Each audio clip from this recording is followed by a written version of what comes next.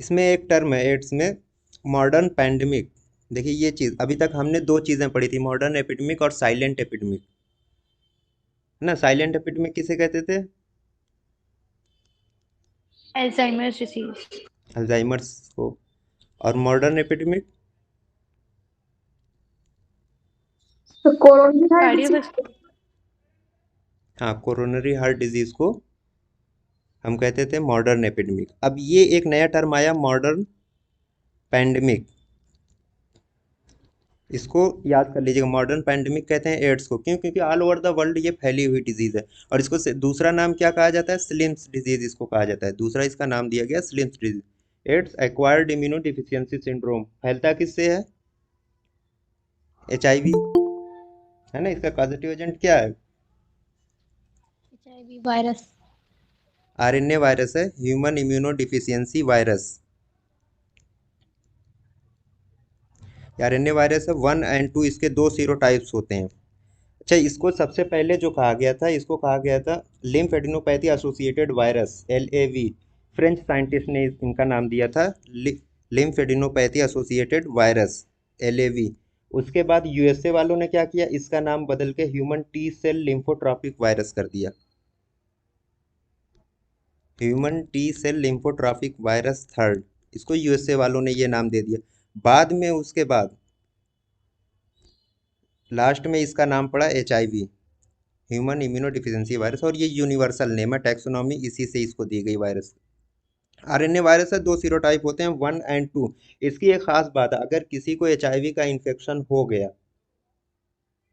तो कहा जाता है कि अगर एक बार इन्फेक्ट हो गया वो पर्सन, तो वो फिर लाइफ लॉन्ग वो इन्फेक्टेड ही रहेगा। HIV का रिजर्वायर ऑफ इन्फेक्शन क्या है इसका? इसका जो रिजर्वायर ऑफ इन्फेक्शन है, मोस्टली जो होते हैं वो cases and carriers. Source, source की बात जब हम करते हैं, इस इन्फेक्शन का सोर्स क्या होगा, तो इसके दो तरीके से सोर्स, एक तो हाइयर कंसंट्रेशन में सोर्स बताया गया, एक लोअर कंसंट्रेशन में। हाईएस्ट कंसंट्रेशन सबसे ज़्यादा कहाँ होता है? ब्लड में। ब्लड, सीमेन एंड CSF, इनमें सबसे ज़्यादा कंसंट्रेशन होता है वायरस का। इसके अलावा लोअर कंसंट्रेशन में टीयर्स है, स्लाइवा है, वजाइनल डिस्चार्ज है, इनमें लोअर कंसंट्रेशन में होता है। Higher concentration blood, semen and CSF में होता है। एज ग्रुप, कौन सा एज ग्रुप सबसे ज्यादा कॉमन होता है? देखिए ये क्या है, सेक्सुअली ट्रांसमिटेड डिजीज है, STD है। तो एज ग्रुप की बात जब हम करेंगे, तो जो रिप्रोडक्टिव एज ग्रुप होता है ना, reproductive age group 20 to 49 years का, इस एज ग्रुप में इस डिजीज का इंसिडेंस सबसे ज्यादा होता है, HIV के इन्फेक्शन का। इंक्यूबेशन पीरियड इसका वेरिएबल है, मतलब कुछ फिक्स नहीं है। ये कहा जाता है कि up to some month to 10 years or more, इसका incubation period few month to 10 years, इस तरीके से इनवेरिएबल है।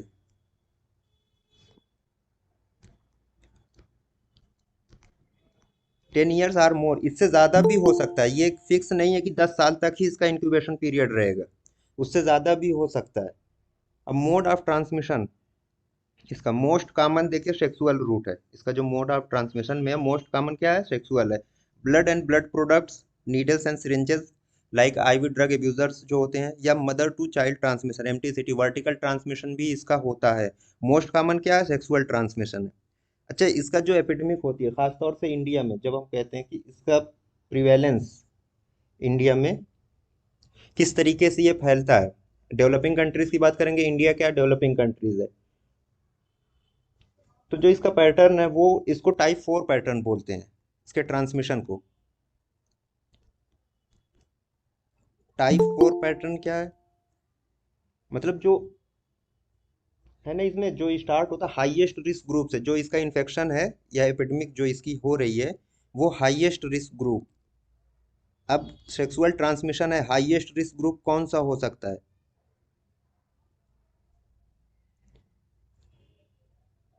जो सेक्स वर्कर्स हैं। Reproductive age. नहीं, रिप्रोडक्टिव एज ग्रुप तो है, हाईएस्ट रिस्क ग्रुप इसमें कौन सा होगा? जो सेक्स वर्कर्स हैं। Sex workers. इसके बाद आते हैं होमोसेक्सुअल्स। होमोसेक्सुअल्स हैं। इसके अलावा ड्रग यूजर्स, ये सब हाईएस्ट रिस्क ग्रुप के हैं। यहाँ सबसे ज़्यादा चांसेस हैं इसके ट्रांसमिशन के। इसके बाद इनसे कहाँ फैलता है, जो ब्रिजिंग पॉपुलेशन है, ब्रिजिंग पॉपुलेशन। अब ब्रिजिंग पॉपुलेशन कौन सी आएगी, इन्हीं सेक्स वर्कर्स के जो क्लाइंट होते हैं, सेक्स वर्कर्स के जो क्लाइंट होते हैं। STD patient, sexually transmitted disease, इसके जो पेशेंट्स होते हैं वो ब्रिजिंग पॉपुलेशन में आते हैं। इसके अलावा जो ये ड्रग एब्यूजर्स हैं, इनके पार्टनर्स ऑफ ड्रग एब्यूजर्स, ये ब्रिजिंग पॉपुलेशन हुई। थर्ड जो लोवेस्ट, जो लीस्ट प्रायोरिटी का ग्रुप है, वो जनरल पॉपुलेशन आ जाता है। सबसे लास्ट में क्या आता है, जनरल पॉपुलेशन। इस तरीके से इसका एपिडेमिक होता है डेवलपिंग कंट्रीज में। हाईएस्ट रिस्क ग्रुप क्या है, सेक्स वर्कर्स, जिनको हम प्रोस्टिट्यूट्स भी बोलते हैं, को हम प्रोस्टिट्यूट्स बोलते हैं। Mode of transmission most commonly क्या है, सेक्सुअल है। और भी दूसरे मोड हैं, लेकिन सेक्सुअल मोस्ट कॉमन है। और एक चीज़ ये भी बताई जाती है कि खासतौर से हेट्रोसेक्सुअल्स में जो ट्रांसमिशन का रेट है from male to female 2 times है in comparison to male to female. मतलब अगर मेल पार्टनर है, उसको एचआईवी का इन्फेक्शन है, तो 2 टाइम्स ज़्यादा चांस है कि फीमेल पार्टनर को एचआईवी का इन्फेक्शन हो सकता है। लेकिन अगर फीमेल को एचआईवी का इन्फेक्शन है तो मेल को सिंगल टाइम, एक टाइम। क्यों, क्योंकि हाईएस्ट कंसंट्रेशन जो पाया जा रहा है किसमें, सीमन में है। सीमेन में जो कंसंट्रेशन है वायरस का, वो ज़्यादा है in comparison to vaginal discharge. अब इसका क्लिनिकल मैनिफेस्टेशन देखिए, 4 तरीके से इसका क्लिनिकल मैनिफेस्टेशन। एक तो इनिशियल इन्फेक्शन है, asymptomatic carrier state, AIDS related complex and AIDS. इसमें जो एड्स होता है ये एंड स्टेज डिजीज है। इनिशियल में हम कह सकते हैं एचआईवी का इन्फेक्शन। एड्स कब डेवलप होता है, जब कई अपॉर्चुनिस्टिक इन्फेक्शन डेवलप हो चुके हों, तब जाके हम कहते हैं कि पेशेंट को एड्स हो चुका। क्यों, क्योंकि सिंड्रोम है। अब एड्स क्या है, एक्वायर्ड इम्यूनो डिफिशियंसी सिंड्रोम है। जब उसको मल्टीपल सिस्टम इन्वॉल्व हो गया, कई सारे उसको अपॉर्चुनिस्टिक इन्फेक्शन डेवलप हो चुके हैं, तब जाके एड्स होता है। इनिशियल इन्फेक्शन में क्या होता है, कुछ नहीं, जो प्रोड्रोमल फीचर्स हर डिजीज में मिलते हैं वैसे इसमें भी मिलेंगे। Fever, sore throat and rashes on the body, ये इसके इनिशियल फीचर्स हैं। अब एक चीज़ इसमें बहुत काम की चीज़ आती है जो अक्सर पूछा जाता है, विंडो पीरियड। इसी इनिशियल इन्फेक्शन में ही एक टर्म आता है विंडो पीरियड का। विंडो पीरियड होती है ये जब बॉडी में एंटीबॉडीज डेवलप होती हैं। कब डेवलप, एचआईवी का इन्फेक्शन हुआ, इन्फेक्शन के करीब 2 से 12 वीक के बाद, 2 to 12 वीक्स, हाँ, 2 to 12 weeks after infection antibodies develop होती हैं। इससे पहले का जो वक्फा है, इससे पहले का जो पीरियड है, वो उसको हम विंडो पीरियड कहते हैं। और इस दौरान बॉडी में, इन्फेक्टेड पर्सन के बॉडी में वायरस कंसंट्रेशन सबसे ज़्यादा होता है। मतलब इन्फेक्टेड तो हो गया है, अब वो क्या कर रहा है, डिजीज को ट्रांसमिट कर रहा है कंटिन्यूअसली, कोई ओवर्ट सिम्टम नहीं है उसको। और एंटीबॉडीज कब डेवलप होना शुरू होती है, after 2 to 12 weeks of the infection. तो ये जो पीरियड था इन्फेक्शन से लेके एंटीबॉडीज के डेवलप होने तक का, इसको कहा जाता है विंडो पीरियड। अब इस दौरान अगर मान लीजिए इस विंडो पीरियड में अगर किसी पेशेंट को हम स्क्रीन कर रहे हैं, उसका टेस्ट कर रहे हैं, तो वो निगेटिव आएगा, क्योंकि एंटीबॉडीज डेवलप नहीं। ज़्यादातर जो स्क्रीनिंग टेस्ट होते हैं वो based on antibody detection. Antibody detect ही नहीं हो रही क्योंकि अभी डेवलप ही नहीं हुई है, ब्लड में आई ही नहीं है। तो इस दौरान जब भी हम उसकी स्क्रीन करेंगे, उसका टेस्ट करेंगे विंडो पीरियड में, तो वो पर्सन जो होगा वो इन्फेक्टेड तो है लेकिन निगेटिव आएगा। विंडो पीरियड की ये खासियत है। सेकंड आता है एसिम्टोमेटिक कैरियर स्टेट। अब एसिम्टोमेटिक कैरियर स्टेट है, इन्फेक्टेड पर्सन तो है, उसमें एंटीबॉडीज भी आ गई हैं, लेकिन कोई ओवर्ट सिम्टम नहीं है। यहाँ पे एंटीबॉडीज प्रेजेंट है,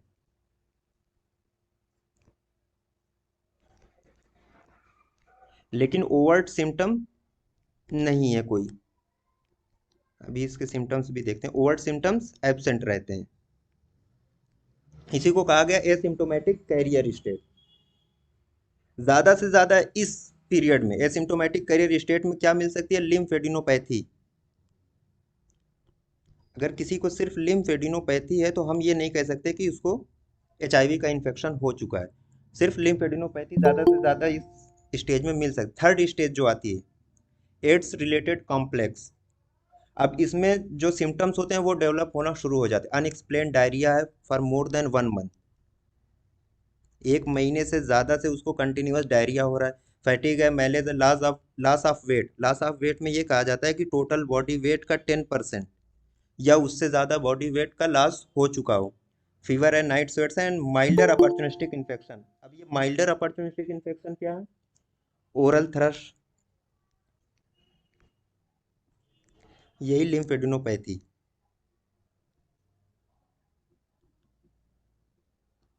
ये इसके milder opportunistic infection, AIDS related complex, ये थर्ड स्टेज होता है इस डिजीज का। इसके बाद जो लास्ट स्टेज है एड्स का, एंड स्टेज डिजीज है। इसमें अब इसके बाद अल्टीमेटली ये होता है कि डेथ होनी ही होनी है। इसमें जो इसके अपॉर्चुनिस्टिक इन्फेक्शंस हैं, अच्छा, मोस्ट कॉमन अपॉर्चुनिस्टिक इन्फेक्शन क्या है एड्स में? Sir tuberculosis. अब इन जनरल अगर हम बात करें, सिर्फ हमने कोई नाम नहीं दिया, सिर्फ हमने पूछ दिया कि मोस्ट कॉमन अपॉर्चुनिस्टिक इन्फेक्शन क्या है, तब हम वहां पे लिखेंगे न्यूमोसिस्टिक कैरिनाई निमोनिया।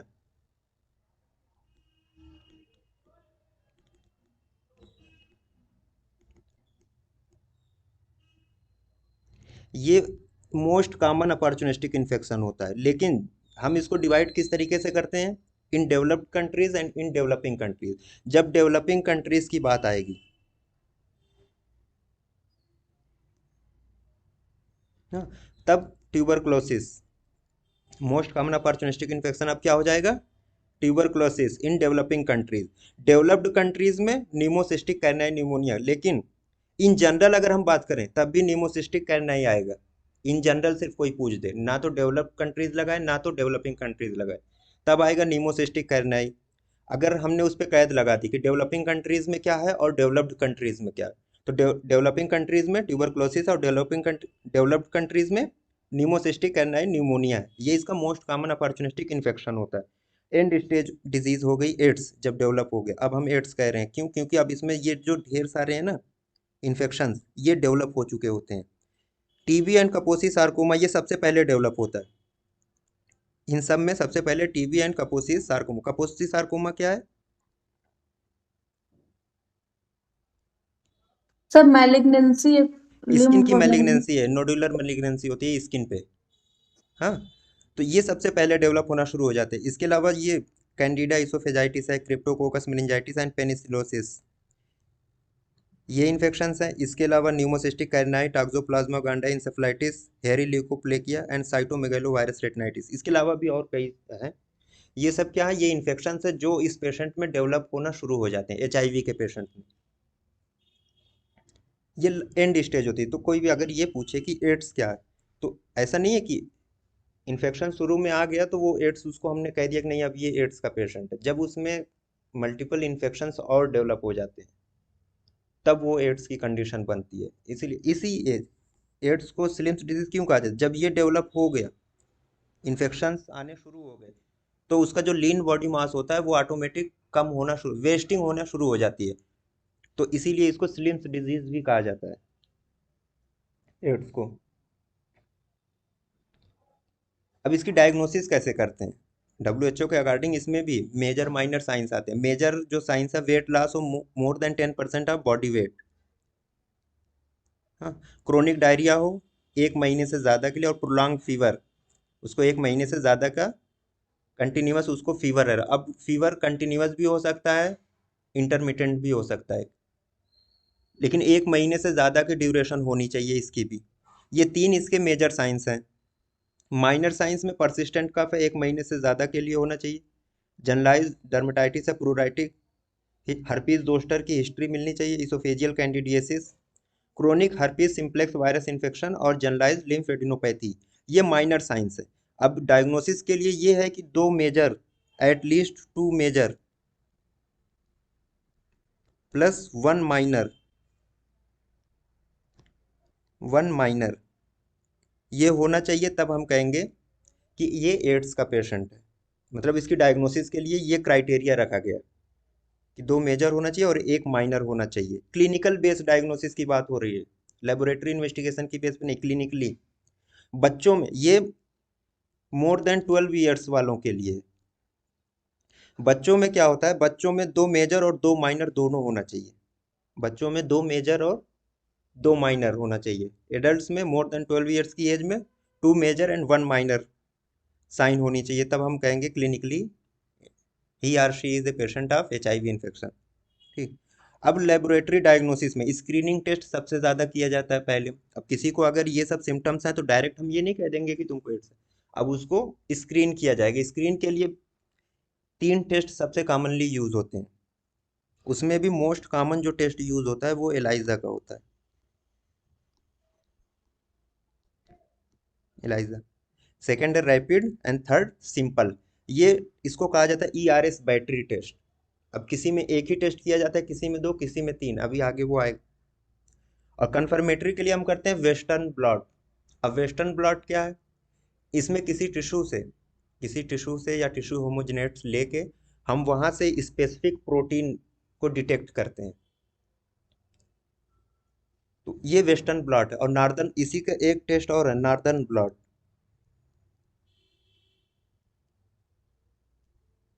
ये बेसिकली RNA की स्टडी के लिए किया जाता है। नॉर्दर्न ब्लॉट जो होता है वो RNA की स्टडी के लिए किया जाता है। वेस्टर्न ब्लॉट किस में किया जाता है, कन्फर्मेटरी टेस्ट है for the diagnosis of HIV। अब एक टर्म इसमें यूज होता है मदर टू चाइल्ड ट्रांसमिशन, और क्वेश्चंस अक्सर यहीं से पूछे जाते हैं। डेवलपिंग कंट्रीज में लाइक इंडिया की अगर हम बात करें, हम लोग इंडिया में ही है, तो मदर टू चाइल्ड ट्रांसमिशन जो है 30% HIV के केसेस में, और डेवलप्ड कंट्रीज में 20% है। इसका प्रिवेंशन कैसे करते हैं, तो इसमें कई ARV का नाम आता है, एंटी रेट्रोवायरल ट्रीटमेंट, या इसी को कहते हैं आर्ट। आर्ट में बहुत सारी ड्रग्स हैं, उसमें एक ड्रग है जाइडोविडिन। जाइडोविडिन कब देते हैं, अगर मदर HIV पेशेंट है तो उसको 300 milligram twice in a day, दिन में 2 बार देते हैं, from 36 weeks period of gestation.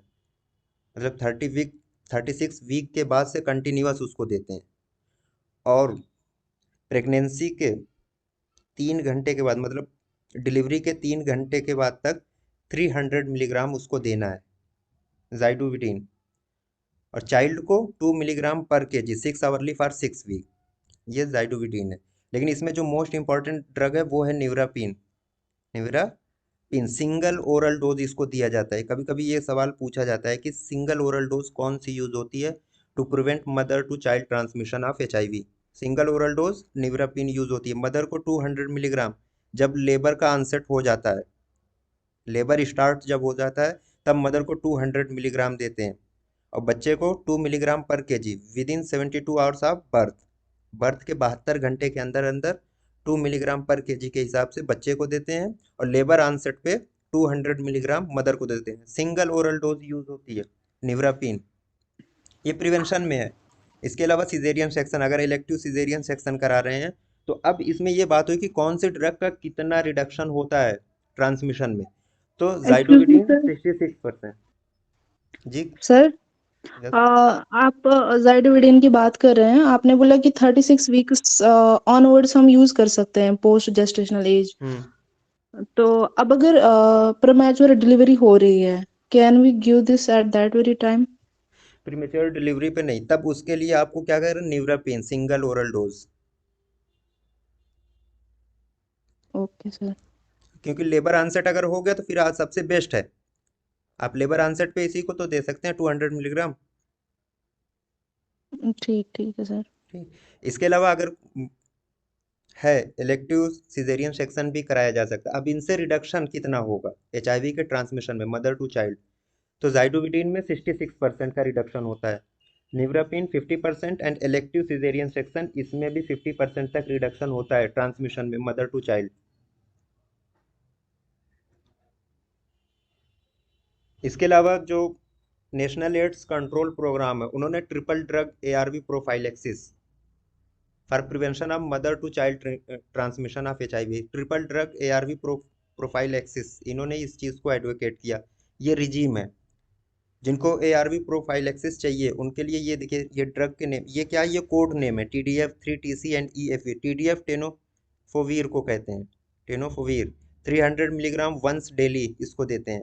लेमोविडिन 3TC इसका नाम है, 300 मिलीग्राम वंस डेली ये भी है, और साथ में EFE यानी इफाविरेंस 600 मिलीग्राम वंस डेली इसको देते हैं। ये बेसिकली इसको ना याद मत करिएगा बहुत ज़्यादा, ये इतना नहीं, लेकिन हाँ ये वाला जो है इसमें निवरापिन और जाइडोविटिन, इसको याद रखिएगा। सिंगल ओरल डोज में निवरापिन दी जाती है। इसके अलावा अगर किसी को पहले से एक्सपोजर हो चुका है, खास तौर से किसका, इफाविरेंस का, तो ऐसे में ड्रग को चेंज कर दिया जाता है। टेनोफविर वही है, लेमोविडिन वही है, लेकिन यहाँ पे लोपिनावीर या रिटनोवीर ये ड्रग दी जाती है। 400 मिलीग्राम में lopinavir and ritonavir 100 milligram twice in a day. अगर किसी को इफाविरेंस का एक्सपोजर हो चुका है पहले से, तब ये रिजीम थोड़ी सी चेंज हो जाती है। ये ट्रिपल ARV प्रोफाइलैक्सिस है, under national AIDS control program के तहत इसको एडवोकेट किया गया। ये वाली रिजीम बताई गई कि इसको यूज़ किया जा सकता है, पर अभी भी बेस्ट जो है वो निवरापिन ही है, क्योंकि सिंगल ओरल डोज दे रहे हैं। अब इसकी ड्यूरेशन, प्रोफाइलैक्सिस की ड्यूरेशन कितनी होनी चाहिए, ये जो ट्रिपल ARV प्रोफाइलैक्सिस हो रही है, 14 वीक्स पीरियड ऑफ जेस्टेशन से इसको स्टार्ट कर देना है। 14 वीक्स पीरियड ऑफ जेस्टेशन से इसको स्टार्ट कर देना है, और थ्रू आउट प्रेगनेंसी, डिलीवरी और लैक्टेशन, जब तक लैक्टेशन हो रहा है तब तक इस ड्रग को कंटिन्यू रखना है, इन तीनों ड्रग्स को।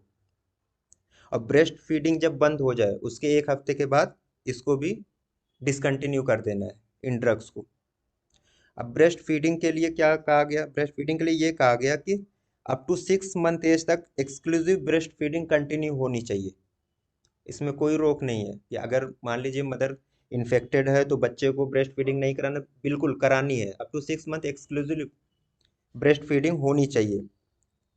इसके अलावा कम्प्लीमेंट्री फीडिंग 1 to 2 ईयर्स तक, 1 से 2 साल तक, साथ में अगर वीनिंग करना शुरू कर दिया बच्चे ने तो और दूसरे फूड्स के साथ ब्रेस्ट फीडिंग फिर भी कंटिन्यू रहनी चाहिए अप टू 2 ईयर्स तक, लेकिन exclusive breast feeding up to 6 month तक ये होनी चाहिए। इस प्रोफाइलैक्सिस जो दे रहे हैं ट्रिपल ARV, इसके साथ भी अब एक टर्म आया 3x5 इनिशिएटिव। इसका जो टारगेट था, WHO और यूनाइटेड नेशन एड्स कंट्रोल जो प्रोग्राम चल रहा था यूनाइटेड नेशन के तहत, इन दोनों ने मिलके 1 दिसंबर 2003, दिसंबर 1 2003 को लॉन्च किया था 3x5 टारगेट। 3x5 टारगेट का जो मेन टारगेट था इसमें ये था कि जो लो सोशियो इकोनॉमिक स्टेटस के डेवलपिंग कंट्रीज में रहने वाले लोग हैं, 2005 के एंड तक, बाय द एंड ऑफ 2005, हाँ, 3 मिलियन पीपुल्स, मतलब अराउंड 30 लाख लोगों को ARV देना है जो HIV एड्स से इन्फेक्टेड है। जिनको HIV का इन्फेक्शन हो चुका है 2005 के एंड तक, 30 लाख पीपुल को, डेवलपिंग कंट्रीज में रहने वाले, इनको HIV का ट्रीटमेंट देना है, HIV ड्रग देनी है। ये इसका टारगेट था 3x5 इनिशिएटिव। पेपर में आ सकता है, लेकिन पेपर में आया क्या, एक टर्म था अभी बताता हूँ, वो हम लोगों में आया हुआ था इसी से रिलेटेड। इसका जो फोकस एरिया था 5 पिलर्स, इसको याद करने की ज़रूरत नहीं है। Simplified standard tools to deliver ART यानी anti retroviral treatment, new service to ensure effective reliable supply of medicine and diagnostics, इसी से रिलेटेड है एड से। Dissemination and application of new knowledge and successful strategy, लगातार नई नई स्ट्रेटजी बनाइए, नए नए नॉलेज लेके आइए। Urgent sustained support to countries, ऐसे कंट्रीज जहाँ पे HIV का एपिडेमिक है वहाँ उनको सपोर्ट देना था। एंड ग्लोबल लीडरशिप, मतलब जो डेवलप्ड कंट्रीज हैं उनकी पार्टनरशिप से ये लोग इस प्रोग्राम को चलाएंगे। 3x5 इनिशिएटिव ये था। इसमें जो जब हम लोगों ने पेपर दिया था उस वक्त एक क्वेश्चन आया था, ट्रीटमेंट 2.0 प्लान, 2.0 या 2.0 प्लान या इनिशिएटिव,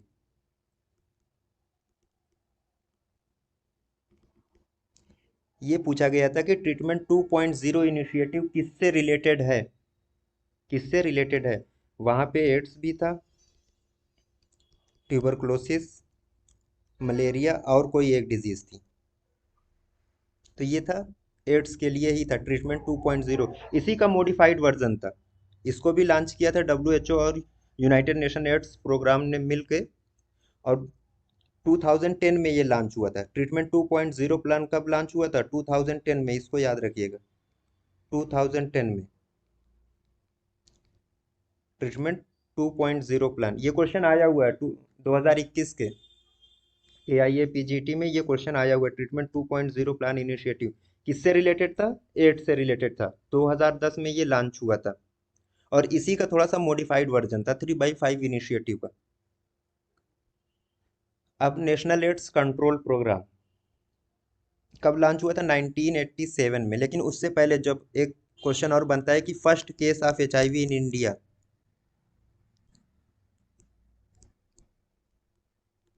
कब आया था? 1986 में आया था, चेन्नई। चेन्नई में पहला केस आया था 1986 में। उसके बाद नेशनल एड्स कंट्रोल प्रोग्राम 1987 में लॉन्च हुआ। इसके मुताबिक जो स्क्रीनिंग हम कर रहे थे एड्स की, HIV के पेशेंट्स की, वो वही ERS बैटरी थी, एलाइजा रैपिड एंड सिंपल। इसमें भी अगर पूछे कि सबसे अच्छा, सबसे ज़्यादा स्पेसिफिसिटी और सेंसिटिविटी वाला टेस्ट कौन सा है, वो एलाइजा है। स्क्रीनिंग के लिए मोस्ट कॉमनली यूज्ड टेस्ट यही है, एलाइजा टेस्ट। अब इसमें 3 तरीके से स्क्रीनिंग करते हैं। पहली स्ट्रेटजी, इन्हीं तीनों टेस्ट में से कोई एक स्क्रीनिंग टेस्ट यूज होगा। अब क्यों यूज कर रहे थे? अगर ट्रांसफ्यूजन हो रहा है, कहीं भी ब्लड ट्रांसफ्यूजन हो रहा है, तो जितने भी यूनिट ब्लड को ट्रांसफ्यूज करना है उसकी स्क्रीन करनी है किसी एक टेस्ट से, वन आउट ऑफ 3 स्क्रीन। ये जो ERS है, एलाइजा रैपिड सिंपल, इनमें से कोई एक टेस्ट हम इसमें यूज करेंगे। लेकिन ये HIV के पर्सन के लिए डायग्नोस्टिक टेस्ट नहीं था, रिकमेंडेशन नहीं है कि उनके लिए डायग्नोस, बल्कि क्या था? स्क्रीनिंग टेस्ट था। सेकेंड स्ट्रेटजी क्या थी? इन्हीं तीनों में से कोई 2 टेस्ट यूज करना था। अब ये किसके लिए किया जा रहा था? Done for screening person who is symptomatic with any one of the AIDS defining illness. National AIDS control organization जो है, उन्होंने एक गाइडलाइन बताई कि उसमें किस तरीके से एड्स की इलनेस को कैसे कैसे डिफाइन किया। कई स्टेज की उसमें है, अब बहुत लंबा वो था, मैंने उसको स्किप कर दिया, वो नहीं याद करना। बेसिकली ये किसके लिए किया जाता है? स्क्रीनिंग के लिए किया जाता है जो सिम्टोमेटिक थे एड्स डिफाइनिंग इलनेस। अब इलनेस में वही जो सिम्टम्स आ रहे थे उन्हीं के अकॉर्डिंग उसको ग्रेडिंग में बांटा गया था। स्ट्रेटजी थर्ड में ये तीनों के तीनों स्क्रीनिंग टेस्ट यूज होंगे। जो एसिम्टोमेटिक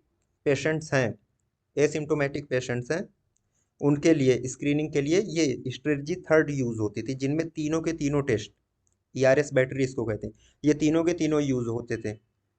अब कंफर्मेटरी डायग्नोसिस के लिए वेस्टर्न ब्लॉट ऐसे, ये स्पेसिफिक प्रोटीन को डिटेक्ट करता था। Is a method to detect specific protein in a given sample of tissue homogenate और एक्सट्रैक्ट। अब ये जो नेशनल एड्स कंट्रोल प्रोग्राम है हमारे इंडिया का, ये इसमें ये टेस्ट जो होता है कंफर्मेटरी टेस्ट है, HIV की डायग्नोसिस के लिए यूज होता है। वेस्टर्न ब्लॉट ऐसे, इसको याद कर लीजिएगा। अब ये डिटेक्ट क्या करता है? वायरल कोर प्रोटीन P24 या इन्वेलप ग्लाइकोप्रोटीन GP41। इन दोनों प्रोटीन को ये डिटेक्ट करता है, वेस्टर्न ब्लॉट ऐसे।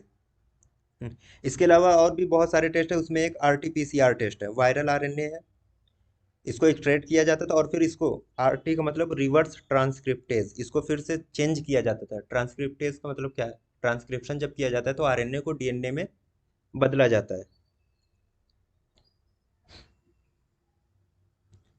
अब जो WHO ने 2 तरीके की टेस्टिंग के मेथड बताए थे, opt in testing and opt out testing. हाँ, ऑप्ट इन टेस्टिंग क्या थी? टेस्टिंग जो पेशेंट है उसको कहा जाता था कि आप में हम स्क्रीनिंग करना चाहते हैं HIV के टेस्ट की। अगर उसने परमिशन दे दी तो उसको किया जाएगा, अगर उसने परमिशन नहीं दी तो नहीं किया जाएगा। ये था opt in testing. Opt out testing का मतलब ये था कि HIV टेस्ट, किसी भी पेशेंट है, कोई भी पेशेंट है, उसको पहले हम बताएंगे कि आप में HIV के सिम्टम्स हो सकते हैं, हम आपको स्क्रीन कर रहे हैं।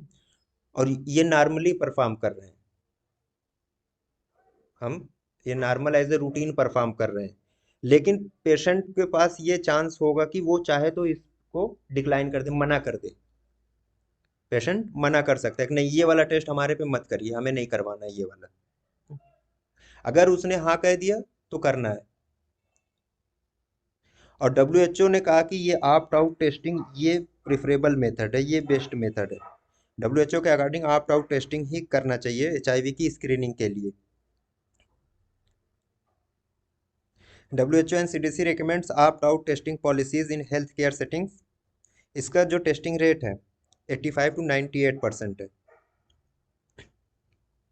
ऑप्ट आउट टेस्टिंग का। अब targeted intervention national AIDS control program में इंटरवेंशन कहाँ कर रहे थे? जो मोस्ट वल्नरेबल पॉपुलेशन है, जो हाईएस्ट रिस्क ग्रुप पॉपुलेशन है, उन्हीं को सबसे पहले टारगेट किया गया था। उसका पर्पस क्या था कि इनमें एचआईवी का ट्रांसमिशन को रोकना था। मेन एक्टिविटीज क्या थी इसकी? Behavioural changes, communication, treatment of STDs, या जो बिहेवियर चेंज है उसके लिए एक पूरा इन्वायरमेंट बनाना पहले से, ये मेन एक्टिविटीज थी। लेकिन हमें ये क्या याद करना है, जो पॉपुलेशन कवर्ड है वो कौन सी पॉपुलेशन थी। तो अब हम बात करें तो जो हाईएस्ट रिस्क ग्रुप पॉपुलेशन ये वही है: sex workers, injectable drug users, truckers, homosexual man, migrant labourers and street children. ये हाईएस्ट रिस्क ग्रुप आता है। एक टर्म इसमें आता है LAC, link ART centre, providing ARV drugs to patient on ART, जो एंटी रेट्रोवायरल ट्रीटमेंट ले रहे हैं उनको ये जो लैक है, लिंक आर्ट सेंटर है, ये प्रोवाइड करते हैं एंटी रेट्रोवायरल ड्रग्स। और जो ये ड्रग ले रहे हैं उनको मॉनिटर किया जाता है। इसके अलावा माइनर अपॉर्चुनिस्टिक इन्फेक्शन है, उनको भी ट्रीट करना है। साइड इफेक्ट्स ड्रग्स के कुछ हो रहे हैं, उनको मैनेज करना है। और हर विजिट पे उनको कहना है कि आपको ड्रग छोड़नी नहीं है। अब आर्ट प्लस क्या? Second line ART drugs national AIDS control program में आप अगर कहीं पे जाएंगे इसकी ड्रग्स देखने एचआईवी की, तो बहुत सारी ड्रग्स हैं एचआईवी की, तो उसको याद ना करें तो बेहतर है। अब इसमें एक चीज़ है, ये पूछा जाता है कभी कभी कि हम ARV कब शुरू करेंगे, एंटी रेट्रोवायरल ट्रीटमेंट हम कब शुरू करेंगे। तो डेवलप्ड कंट्रीज में खासतौर से ये कहा जाता है कि जो CD4+ हैं, CD4+ टी सेल्स, बेसिकली ये जो CD4+ टी सेल्स है ना, ये कुछ और नहीं, ये हेल्पर टी सेल्स का नाम है। जो ये वायरस होता है एचआईवी का, वो इन्हीं टी सेल्स को ही अटैक करता है। उसका नाम है CD4+ टी सेल्स। जब CD4+ टी सेल्स का काउंट लेस देन 350 हो जाए, लेस देन 350, तब ये कहा जाता है कि एंटी रेट्रोवायरल ट्रीटमेंट को स्टार्ट कर देना चाहिए।